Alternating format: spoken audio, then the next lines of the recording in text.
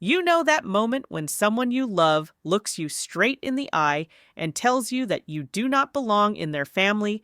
That happened to me on a Tuesday night in October, sitting in my parents' living room. My sister Madison said those exact words, and when I turned to my mom and dad for support, they just nodded and said she was right. I grabbed my keys, walked out quietly, and cut all contact.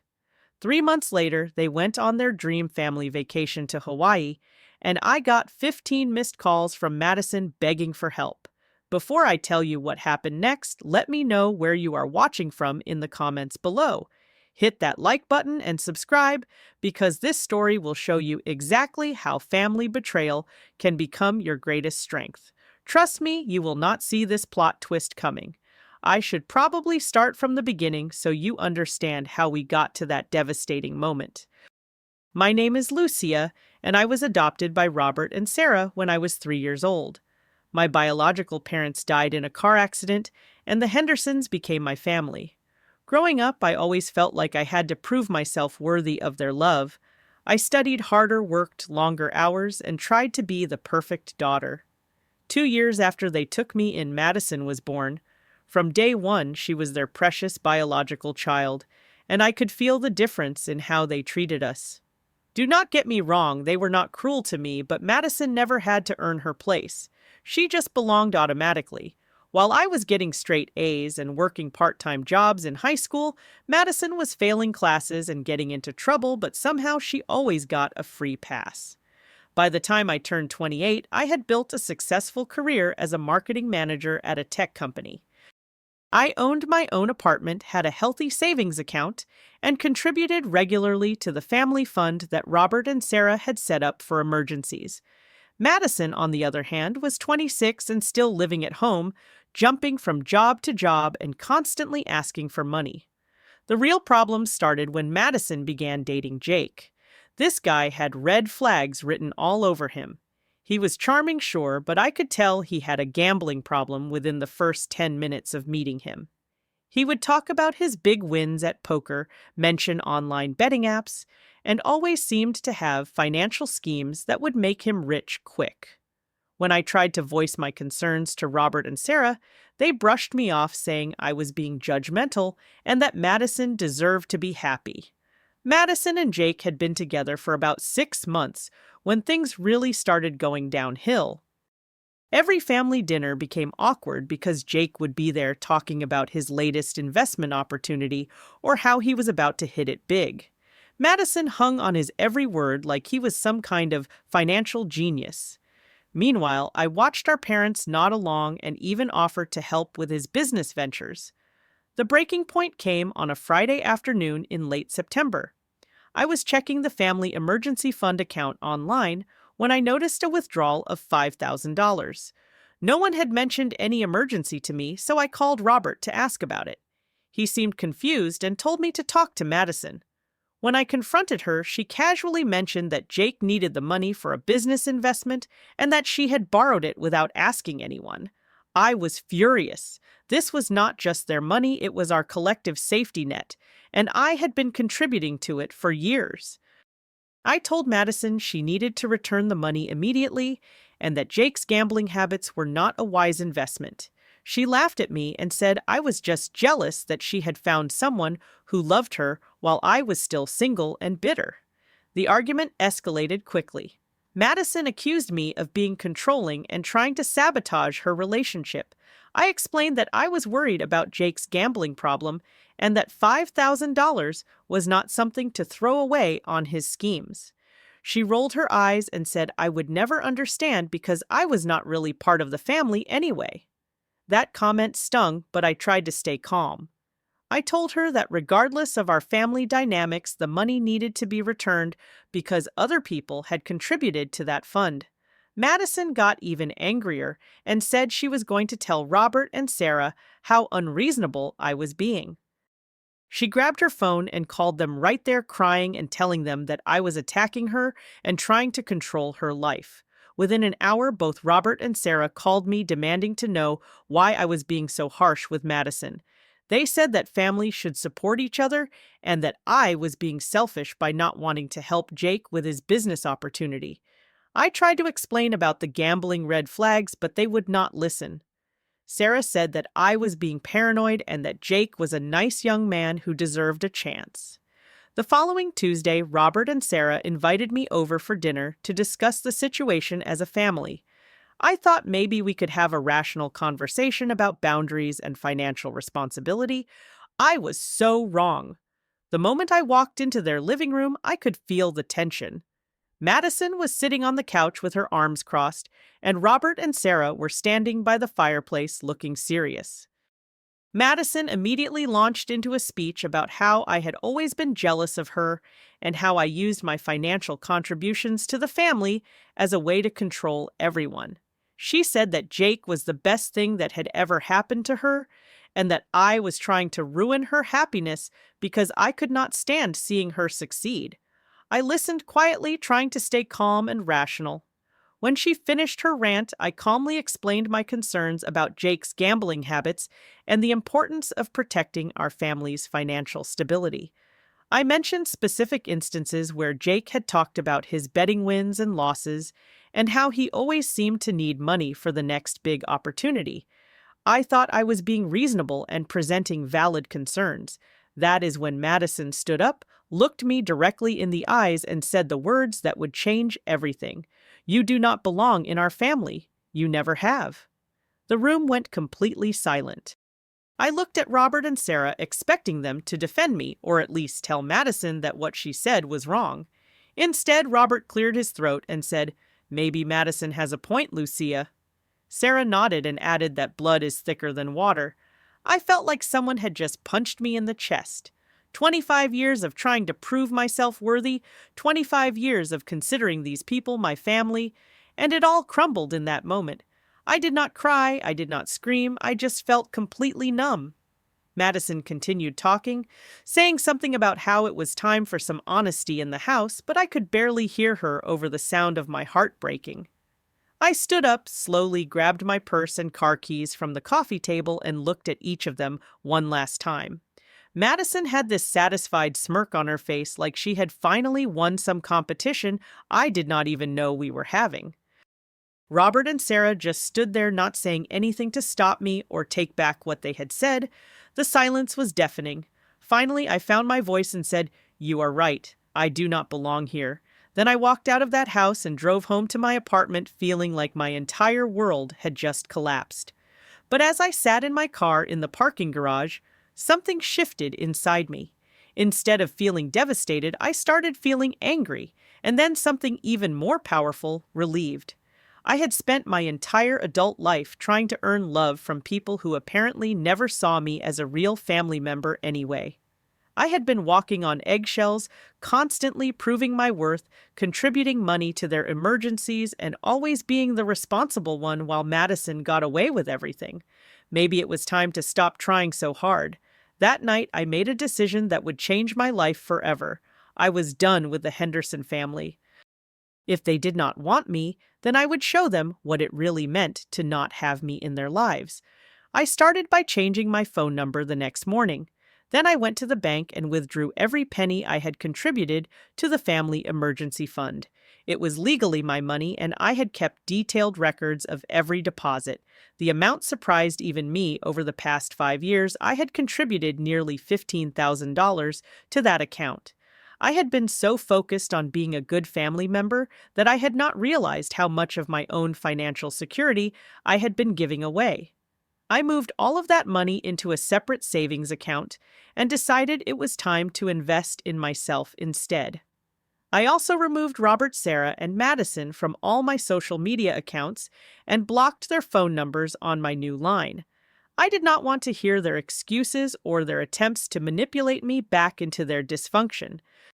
For the first time in my life, I was going to prioritize my own well-being over their expectations.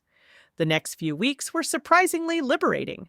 Without the constant stress of family drama, I threw myself into my work and started excelling in ways I never had before. My boss noticed my increased focus and energy, and I was given more responsibility on several high-profile projects. I also started freelancing on weekends, using my marketing skills to help small businesses with their digital presence.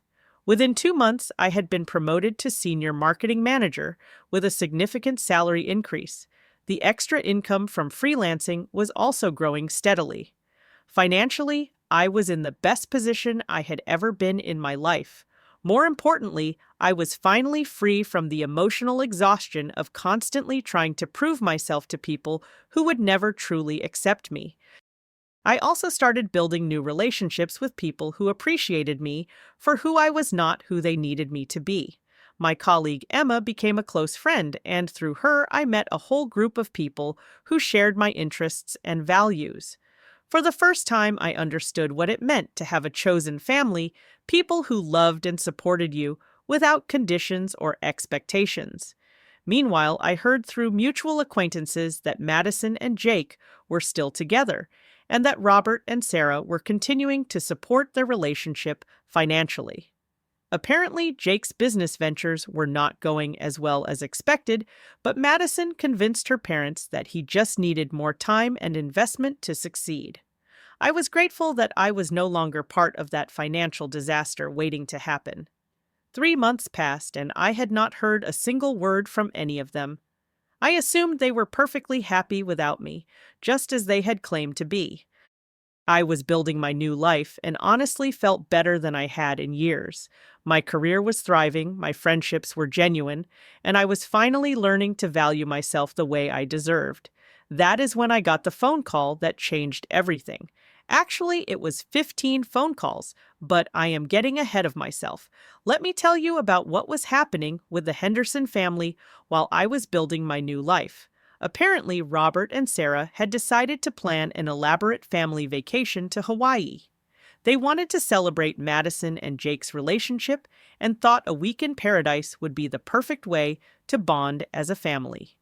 The trip was expensive, nearly $8,000 for flights, resort accommodations, and activities for 4 people, but they were confident they could afford it.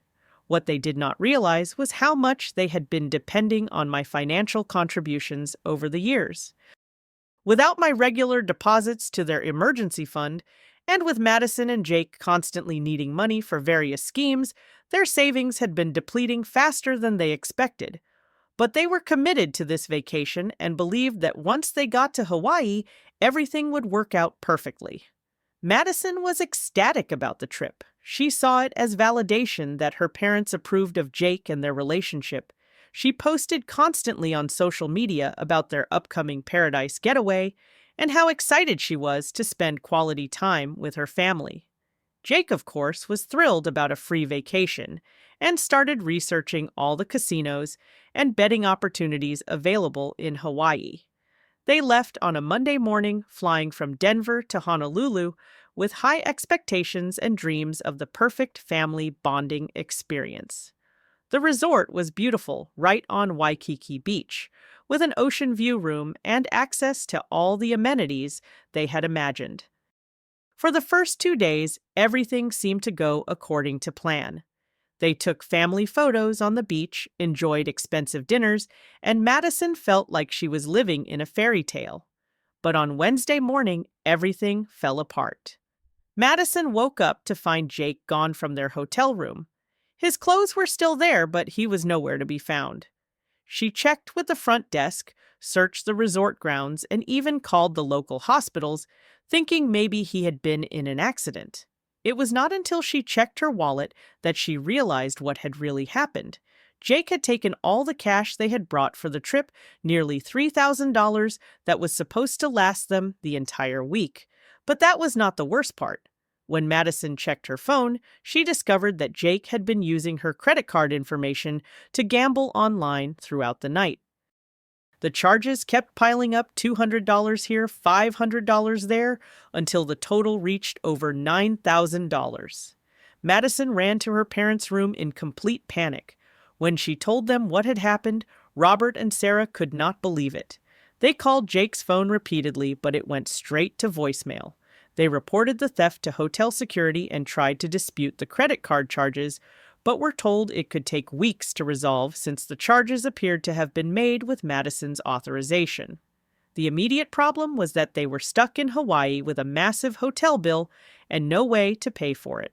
The resort required payment before checkout, and they still had 4 days left on their reservation. When they tried to use their credit cards, they discovered that between Jake's gambling spree and their already stretched finances, they were at their credit limits. Robert checked their bank accounts and realized with horror that their savings were nearly depleted. Without my regular contributions to the family fund, and with all the money they had lent to Madison and Jake over the past few months, they barely had enough to cover their regular bills back home, let alone an emergency in Hawaii. The resort manager was sympathetic but firm. If they could not pay their bill, they would have to contact local authorities and potentially hold their passports until payment was arranged.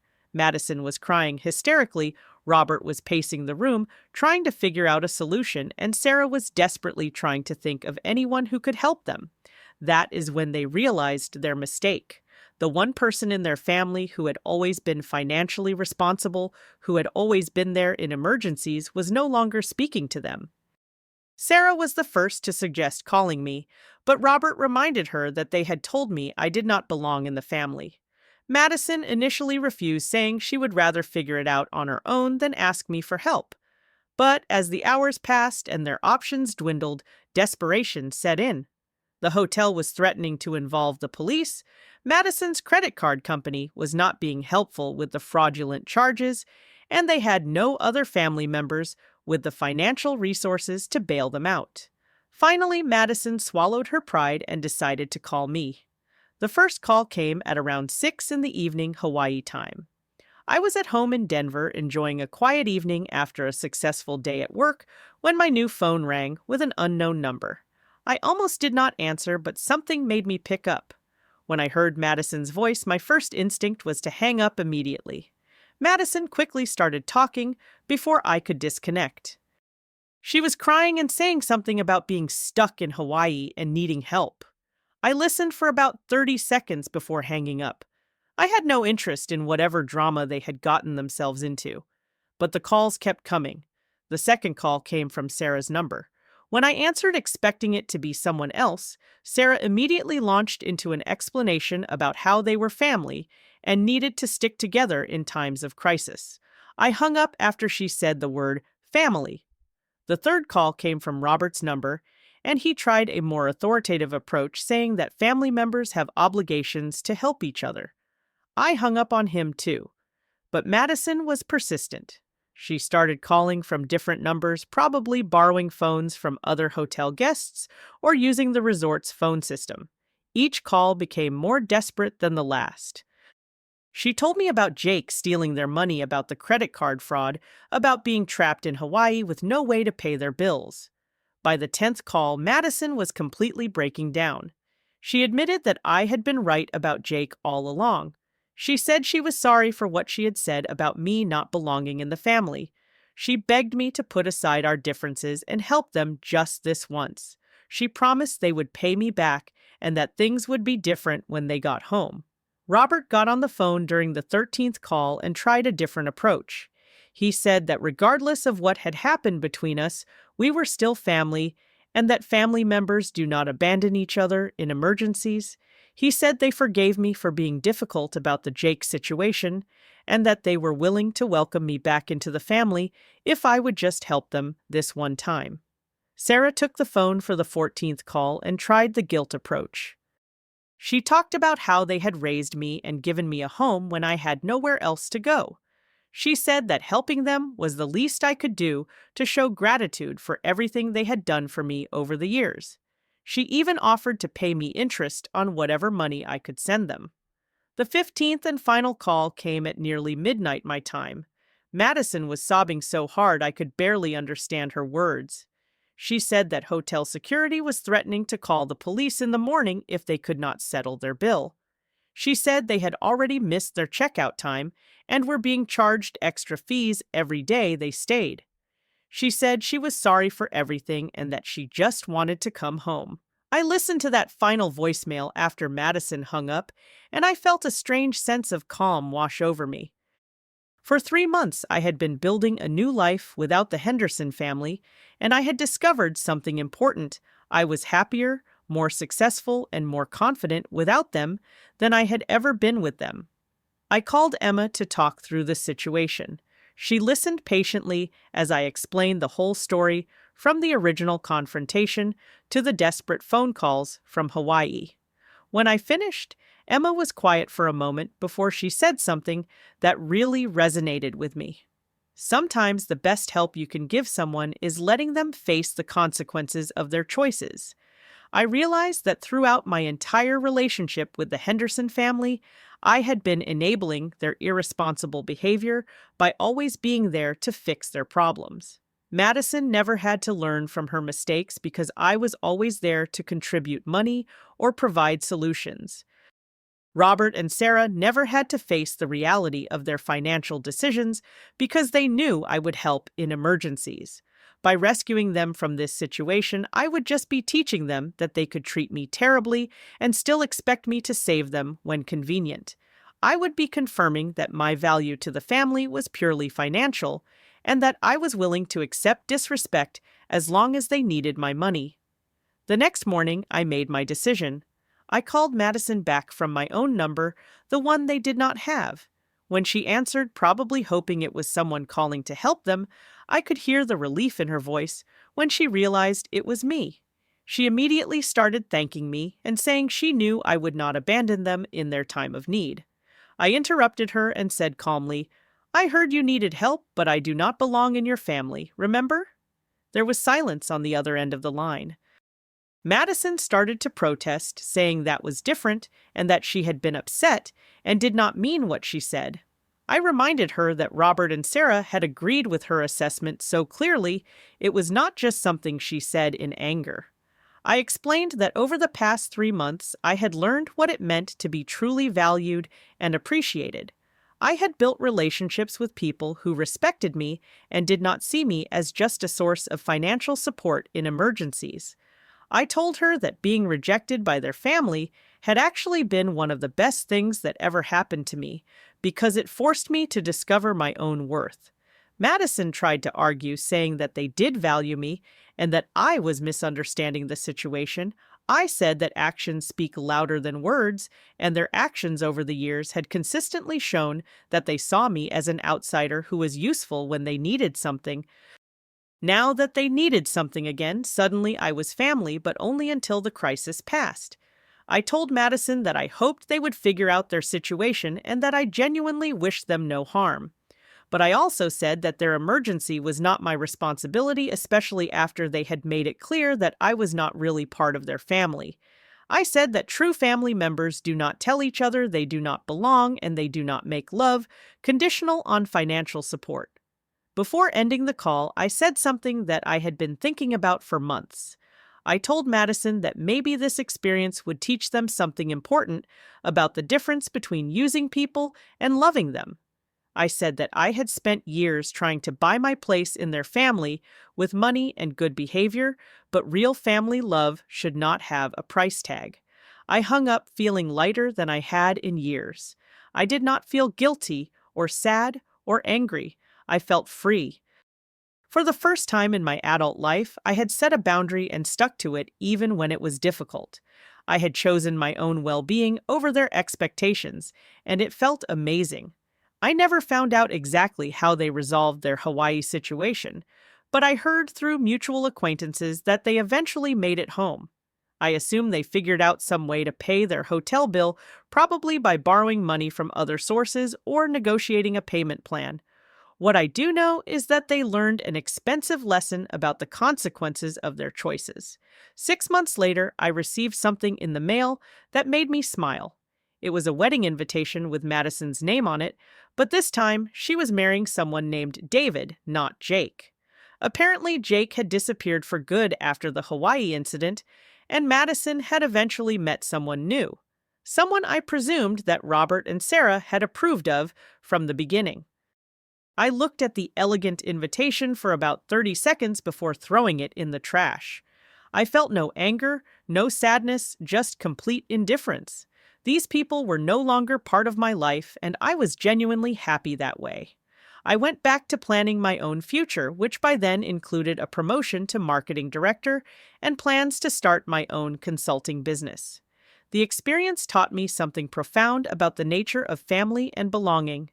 Real belonging is not something you can earn through good behavior or financial contributions.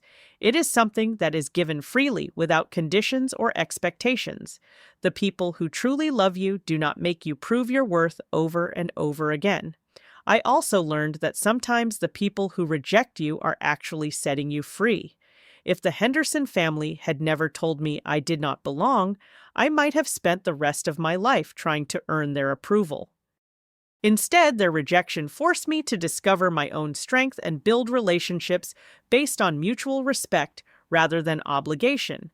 Today, I have a chosen family of friends who celebrate my successes, support me through challenges, and never make me feel like I have to prove my worth.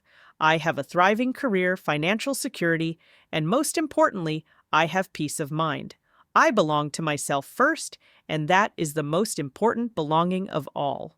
Sometimes people ask me if I ever regret not helping my adoptive family in Hawaii. The answer is no, not even for a second. I gave them 25 years of trying to earn my place, and they threw it away with one cruel sentence. When they needed me again, they expected me to forget how they had treated me and rescue them from the consequences of their own choices. But I had learned something valuable by then. You cannot make people love you by being useful to them, and you cannot make yourself belong somewhere by making yourself indispensable. True belonging comes from being valued for who you are, not what you can provide. And sometimes the greatest gift you can give yourself is walking away from people who will never see your true worth. So here I am today, successful, happy, and surrounded by people who genuinely care about me. I own my own marketing consulting firm, I have a beautiful home, and I wake up every day excited about the possibilities ahead of me. Most importantly, I never have to wonder whether I belong because I have created a life where I belong completely to myself. What would you have done in my situation? Would you have helped your family after they rejected you, or would you have stood your ground like I did? Let me know in the comments below, because I would love to hear your thoughts. If this story resonated with you, please hit that like button and subscribe for more real stories about finding strength through difficult family situations. Share this video with anyone who might need to hear that sometimes walking away is the strongest thing you can do. Thank you for listening to my story, and remember that your worth is not determined by other people's ability to see it. You belong wherever you choose to plant your roots and grow.